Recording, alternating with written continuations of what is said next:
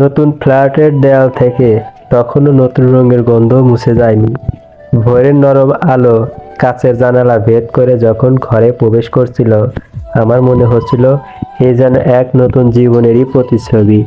শেখ বাড়ির সেই বিশাল খাঁচা, মায়ের কঠোরতা, অপেক্ষা আর সমাজের তাচ্ছিল্য পিছনে ফেলে এসে এই ছোট্ট বেডরুমের আশ্রয়টুকু আমার কাছে এক স্বাধীন সাম্রাজ্যের মতো।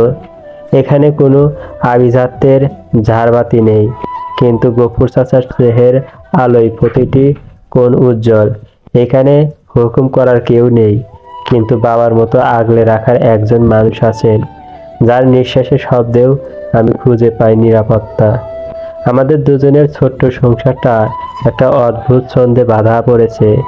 আমি যখন সকালে অফিসের জন্য তৈরি হই, চাচা জায়নামাজে বসে আমার মঙ্গল কামনায় চেষ্টার কাছে হাত তোলেন, আর হাতে বানানো এক কাপ গরম চায়ে চুমুক না দিয়ে আমার দিন শুরু হয় না। এই চায়ের সাথে যে কি ভীষণ প্রশান্তি মিশে থাকে তা ভাষায় প্রকাশ করা কঠিন। তিনি এখনো আমাকে সাহেব বলেই ডাকেন, কিন্তু তার প্রতিটি কাজে, প্রতিটি কথায় মিশে থাকে নিখাদ ভালোবাসা। আমি তার ছেঁড়া লুঙ্গির বদলে দামি পাজামা পাঞ্জাবি কিনে দিয়েছি, কিন্তু তিনি গ্যারেজের সেই দিনগুলোর মতোই মাটির কাছাকাছি থাকতেই ভালোবাসেন। আমার জুতোটা চকচকে করে পালিশ করা থেকে শুরু করে শার্টের বোতামটা ঠিক আছে কিনা, সব কিছুতেই তার সতর্ক নজর। গফুর চাচাকে কতবার নিষেধ করেছি, কিন্তু কে শোনে কার কথা। সেদিন সকালেও তার ব্যতিক্রম হলো না। আমি আয়নার সামনে দাঁড়িয়ে ট্রায়ের নোটটা ঠিক করছিলাম। চাচা এক কাপ ধোয়া ওঠা চা আর আজকের খবরের কাগজটা আমার হাতে ধরিয়ে দিয়ে বললেন, সাহেব, চাটা খায়া নন, ঠান্ডা হয়ে যাইব, আর কাগজটাও একটু দেখে লন। দেশের কি অবস্থা জানা থাকুন ভালো। মার্কেটিং হেড হিসাবে নতুন দায়িত্ব নেওয়ার পর থেকে কাজের চাপ বেড়েছে বহুগুণ। তাই সকাল সকাল বাজারের হালচাল আর দেশের সার্বিক পরিস্থিতি সম্পর্কে অবগত থাকাটা জরুরি হয়ে পড়েছে। আমি চায়ের কাপে আলতো চুমুক দিয়ে অলসভাবে কাগজের পাতায় চোখ বুলাচ্ছিলাম। রাজনৈতিক খবর, খেলার পাতা পেরিয়ে কর্পোরেট জগৎ কলামে এসে আমার চোখ দূরে স্থির হয়ে গেল। আমার ছবিসহ একটি সুস্পষ্ট শিরোনাম, সততার পুরস্কার। অন্যায়ভাবে চাকরিচ্যুত রাফিদ ফিরলেন স্বপদে, পেলেন পদোন্নতি ও সম্মাননা। খবরের ভিতরে আমার জীবনের গত হয়ে যাওয়া দিনের ঝড়ের সংক্ষিপ্ত বিবরণ। কিভাবে আমাকে পরিকল্পিতভাবে ফাঁসানো হয়েছিল, কিভাবে কোম্পানির অভ্যন্তরীণ অডিটে সব সত্য উদ্ঘাটিত হওয়ার পর কর্তৃপক্ষ নিজেদের ভুল স্বীকার করে নিয়েছে। তারা শুধু আমাকে আমার চাকরি ফিরে দেয়নি, বরং 2 লক্ষ টাকার আর্থিক সম্মাননা সহ মার্কেটিং বিভাগের প্রধানের মতো গুরুত্বপূর্ণ পদে আসন করেছে। খবরটা পড়তে পড়তে আমার ঠোঁটের কোণে একটা ক্লান্তির হাসি ফুটে উঠল। যে সম্মান, যে পরিচয় আমার কাছ থেকে কেড়ে নেওয়া হয়েছিল, তা আজ দেশবাসীর সামনে কাগজে কলমে ফিরে এসেছে। কিন্তু আমার বুকের ভিতর যে গভীর ক্ষত তৈরি হয়েছে, যে অবিশ্বাসের দেওয়াল গড়ে উঠেছে, তার কি হবে? এই ফিরে পাওয়া সম্মান সেই ক্ষতকে সারাতে পারবে কি? শহরের অন্য প্রান্তে এক ঝকঝকে দোতলা বাড়ির বারান্দায় ইজি চেয়ারে বসে রিয়াও ঠিক একই খবরের কাগজে চোখ বোলাচ্ছিল। তার সকালটা শুরু হয়েছিল একরাশ দুঃসহ উদ্বেগ আর দম বন্ধ করা ভয় নিয়ে। বাবা মা গত কয়েকদিন ধরে তার বিয়ের জন্য যে চাপ দিচ্ছে, তা তার জীবনকে নরকের দ্বার প্রান্তে এনে দাঁড় করিয়েছে। পাত্র এলাকার এক প্রভাবশালী ব্যক্তির ভুকে যাওয়া ছেলে, যার নামের সাথে সন্ত্রাসী তকমাটা অঙ্গাঙ্গিভাবে জড়িত। রিয়া কিছুতেই এই বিয়েতে রাজি নয়, কিন্তু তার বাবা মায়ের কঠোর জেদ আর সামাজিকতার দহাইয়ের কাছে তার সব প্রতিবাদ, সব চোখের জল অর্থহীন হয়ে যাচ্ছিল। হাতে ধরা চায়ের কাপটা কখন যে বরফ হয়ে গেছে সেদিকে তার খেয়াল নেই। উদাস শূন্য চোখে সে খবরের কাগজের পাতা উল্টাচ্ছিল আর ভাবছিল এই অভিশপ্ত জীবন থেকে মুক্তির কোনো পথ খোলা আছে কিনা। হঠাৎ ভেতরের পাতায় একটা পরিচিত মুখের ছবি দেখে সে থমকে গেল। তার বুকের ভিতরটা যেন হাতুড়ির মতো আঘাত করলো। রাফিদ, তার স্বামী, যে মানুষটাকে সে চরম দুর্দিনে অপবাদের বোঝা মাথায় চাপিয়ে এক রাস্তায় ফেলে চলে এসেছিল। ছবির নিচে লেখা শিরোনামটা পড়তে গিয়ে রিয়াদ নিঃশ্বাস বন্ধ হয়ে আসার উপক্রম হলো। রাফিদ চাকরি ফিরে পেয়েছে, শুধু তাই নয়, মার্কেটিং হেড হিসাবে পদোন্নতি, 2 লাখ টাকা ক্ষতিপূরণ। রিয়াদ হাত থেকে খবরের কাগজটা প্রায় পড়েই যাচ্ছিল। সে অবিশ্বাস্য চোখে খবরটা বারবার পড়ল। প্রতিটি শব্দ যেন তার মাথায় আগুন ধরিয়ে দিচ্ছিল। তার মানে রাফিদ সেই অসহায়, করপদক শূন্য, পরাজিত যুবক নয়। সে এখন প্রতিষ্ঠিত, সম্মানিত। যে অপবাদের কালিমা মেখে সে পথে পথে ঘুরছিল, সেই কালিমা মুছে গিয়ে এখন তার কপালে জল জল করছে সাফল্যের তিলক। রিয়ার ভিতরটা এক মুহূর্তে তোড়পাড় হয়ে গেল। একদিকে এক সন্ত্রাসীর সাথে বিয়ের ভয়ঙ্কর ভবিষ্যৎ, অন্যদিকে রাফিদের এই অভাবনীয় পদার্পণ। তার মনে হলো অমাবস্যার ঘোর অন্ধকারে সে যেন এক ফালে রূপালি চাঁদ দেখতে পেয়েছে। এই রাফিদই তার একমাত্র মুক্তির পথ, তার একমাত্র আশ্রয়।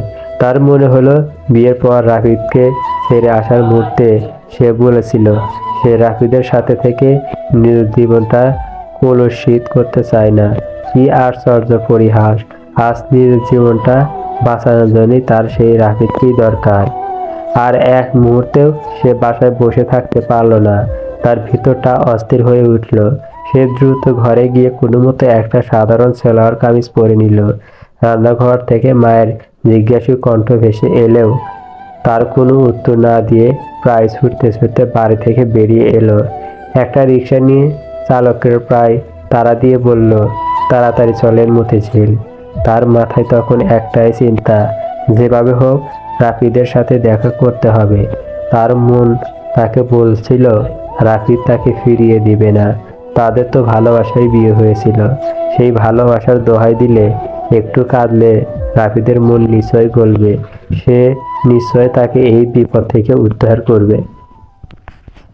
মতিঝিলের সেই সুইস ক্যাসের বিল্ডিংটার সামনে রিক্সা থেকে নামার সময় তার পা দুটো কাঁপছিল। তখনও অফিস পুরোপুরি শুরু হয়নি। চারপাশে তুলনামূলকভাবে শান্ত। সে গেটের এক পাশে দাঁড়িয়ে অধীর আগ্রহে অপেক্ষা করতে লাগলো। প্রতিটি দামি গাড়ি গেটের সামনে এসে থামলেই তার বুকটা ধক করে উঠছিল। কিছুক্ষণ পর একটা কালো চকচকে সেডান গাড়ি এসে বিল্ডিংয়ের ঠিক সামনে থামলো। ড্রাইভিং সিটের পাশে দরজা খুলে যে মানুষটা রাফিদকে নামিয়ে দিল, রাফিদকে দেখে রিয়ার দম বন্ধ হয়ে যাওয়ার জোগাড়। নিখুঁতভাবে ইস্ত্রি করা নেভি ব্লু শার্ট আর ছাইরঙা ট্রাউজার, পায়ে আয়নার মতো চকচকে অক্সফোর্ড জুতো, চোখে ব্যান্ডেড সানগ্লাস, চুলগুলো পরিপাটি করে জেল দিয়ে আঁচড়ানো। এই কি সেই রাফিদ যার পরনে থাকতো সাধারণ পাঞ্জাবি আর চোখে মুখে সারাক্ষণ লেগে থাকতো এক ধরনের সরলতা আর অসহায়ত্ব।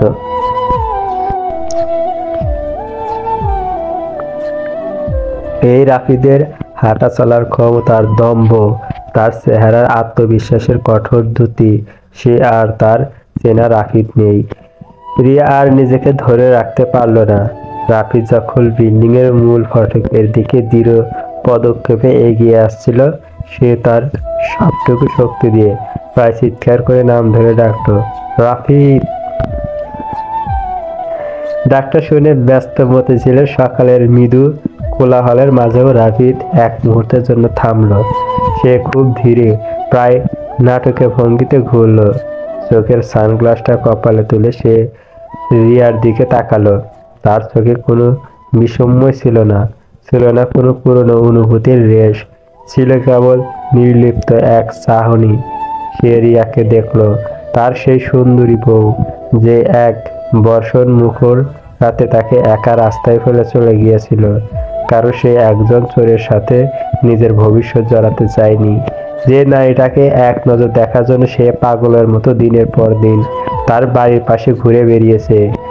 আর রিয়া তাকে বারান্দা থেকে দেখেও না দেখার ভান করে ঘরের ভিতর ঢুকে গেছে। রাফিদের বুকের ভিতর পুরনো ক্ষতটা দপ করে জ্বলে উঠল, কিন্তু তার মুখে তার কোনো ছাপ পড়ল না। সে এমন একটা ভাব করলো যেন রিয়াকে সে চিনতেই পারেনি, কিংবা চিনলেও তার উপস্থিতি কোনো গুরুত্বই বহন করে না। সে শান্তভাবে ঘুরে দাঁড়ালো এবং অফিসের সক্রিয় কাচের দরজা খুলে ভিতরে মিলে গেল। পিছন ফেলে গেলে এক হতভম্ব অপমানিত নারী। রিয়া যেখানে দাঁড়িয়েছিল সেখানেই যেন পাথর হয়ে গেল। তার মনে হলো কে যেন ভরা বাজারের মাঝে তার গালের সজোরে একটা চর কষিয়েছে। রাফি তাকে দেখেও দেখল না, চিনেও চিনল না। এই অপমানটা তার কাছে আসন্ন বিয়ের ভয়ঙ্কর পরিণতির চেয়েও বেশি যন্ত্রণাদায়ক মনে হলো। তার পা দুটো যেন মাটিতে গেঁথে গেছে। সে এক চুলও নড়তে পারছিল না। লজ্জায় অপমানে তার কান দিয়ে গরম ধোঁয়া বেরোচ্ছিল। প্রায় এক ঘন্টা অনন্ত ঘন্টা সে সেখানেই দাঁড়িয়ে রইল, অপমান আর হতাশায় ডুবে গিয়েছে। যখন সে বিধ্বস্ত পায়ে ফিরে যাওয়ার কথা ভাবছে, ঠিক তখনই অফিসের একজন পিয়ন এসে তার সামনে দাঁড়ালো। আপনাকে রাফি সাহেব তার রুমে যেতে বলেছেন। পিয়নের নির্লিপ্ত কণ্ঠস্বরে বলা কথাগুলো রিয়ার কানে আশার বার্তার মতো শোনালো। হয়তো রাফি সবার সামনে কথা বলতে চায়নি, হয়তো সে এখনো তাকে ভালোবাসে, শুধু একটু অভিমান দেখাচ্ছে। সে কাঁপা কাঁপা পায়ে পিয়নকে অনুসরণ করে লিফটে উঠল।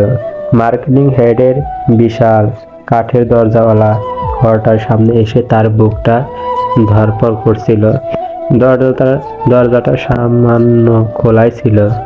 ভিতরে দামি মেহগনি কাঠের টেবিলের ওপাশে একটা রাজকীয় ঘূর্ণি চেয়ারে বসেছিল রাফি। তাকে ঢুকতে দেখে সে চেয়ারটা সামান্য ঘোরালো।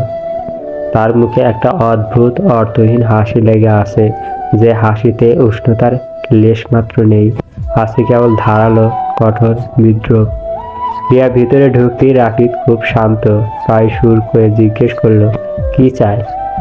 রাফিদের এই হিমশীতল অভ্যর্থনা রিয়ার শেষ আশাটুকু ধুলায় মিশে দিল। তার চোখ ফেটে জল চলে এলো। সে কোনো ভূমিকা না করেই কাঁদো কাঁদো গলায় বলল, রাফিদ, আমি খুব বড় বিপদে পড়েছি। বাবা মা জোর করে আমার বিয়ে ঠিক করেছে এলাকার এক নামকরা সন্ত্রাসীর ছেলের সাথে। ছেলেটা ভালো না, সবাই জানে। এই বিয়েটা না করলে ওরা আমাকে মেরেই ফেলবে। প্লিজ রাফিদ, আমাকে বাঁচাও। আমি তোমার স্ত্রী। আমার এই বিপদে তুমি ছাড়া আর কে আছে? তার কথা শেষ হওয়ার আগেই রাফিদ চেয়ার থেকে উঠে দাঁড়ালো। সে ধীরে ধীরে টেবিল ঘুরে রিয়ার একেবারে সামনে এসে দাঁড়ালো। তার চোখে সেই বিদ্রোহ পাত্র হাসিটা মিলিয়ে গিয়ে সেখানে ফুটে উঠেছে এক ভয়ঙ্কর কঠোরতা। সে শান্ত কিন্তু দৃঢ় গলায় ইংরেজিতে বলল, who the hell are you? Riya চমকে উঠে বলল, রাফিদ, এ কি বলছো তুমি? আমি রিয়া, তোমার। চুপ! রাফিদের গলার স্বরে যেন গোটা শীত তাপ নিয়ন্ত্রিত ঘরটা কেঁপে উঠল। মনে পড়ে ঠিক কয়েক মাস আগে এক বর্ষার দুপুরে তুমি আমার হাত ছাড়িয়ে দিয়ে বলেছিলে, একজন চোরের সাথে, চালচুলোহীন ফকিন্নির সাথে ঘর করাচ্ছে মরে যাওয়া ভালো। সেদিন তুমি আমাকে একা রাস্তায় ছেড়ে চলে গিয়েছিলে, কারণ আমার গায়ের তখন মিথ্যার অপবাদ। সেদিন তোমার মনে হয়নি আমি তোমার স্বামী? এরপর দিনের পর দিন আমি এক নজর তোমাকে দেখার জন্য, শুধু একবার কথা বলার জন্য তোমার বাড়ির পাশে কুকুরের মতো ঘুরঘুর করতাম। তুমি বারান্দা থেকে আমাকে দেখেও না দেখার ভান করে ঘরের ভিতরে ঢুকে যেতে। মনে পড়ে সেই দিনগুলোর কথা। আর আজ যখন দেখলে আমার সুদিন ফিরেছে, পত্রিকায় আমার ছবি আর সাফল্যের খবর ছাপা হয়েছে, তখন ছুটে এসেছো অধিকারের দাবি নিয়ে। রাফিদের প্রতিটি শব্দ ছিল একটি ধারালো ছুরি, যা রিয়ার হৃৎপিণ্ডকে ফালা করে দিচ্ছিল। সে ফাল করে তাকিয়ে রইল। তার মুখ দিয়ে কোনো কথা বেরোলো না। রিয়া অনেক কষ্টে কান্না ভেজা গলায় বলল, তুমি কি আমার উপর শোধ নিচ্ছ রাফিদ? রাফিদ একটা দীর্ঘ শ্বাস ফেলে বাঁকা হেসে বলল, শোধ না, প্রতিশোধ দুর্বলরা নেয়। আমি শুধু তোমাকে তোমার ফেলে যাওয়া অতীতটা আয়নার মতো দেখিয়ে দিচ্ছি। আমি শুধু ভাবছি মানুষ কতটা নির্লজ্জ, কতটা বেহায়া, আর সুযোগ সন্ধানী হলে সব ভুলে গিয়ে এমনভাবে তার আপন স্বামীর সামনে এসে দাঁড়াতে পারে। রাফিদের শেষ কথাটা রিয়ার অস্তিত্বকে যেন চুরমার করে দিল। তার মনে হলো তার পায়ের নিচের মাটি সরে যাচ্ছে। সে আর দাঁড়িয়ে থাকতে পারছিল না, শরীরটা যেন ভেঙে চুরে মাটিতে মিশে যেতে চাইছে। রাফিদের চোখে সে দেখল না কোনো ভালোবাসা বা ঘৃণা, দেখলো কেবল এক গভীর, অতল স্পর্শী উদাসীনতা, যা ঘৃণার চেয়েও শতগুণ বেশি ভয়ঙ্কর। চলবে শেখ বাড়ির বড় ছেলে পর্ব 7। পরবর্তী পর্ব দেখার জন্য লাইক কমেন্ট করবেন।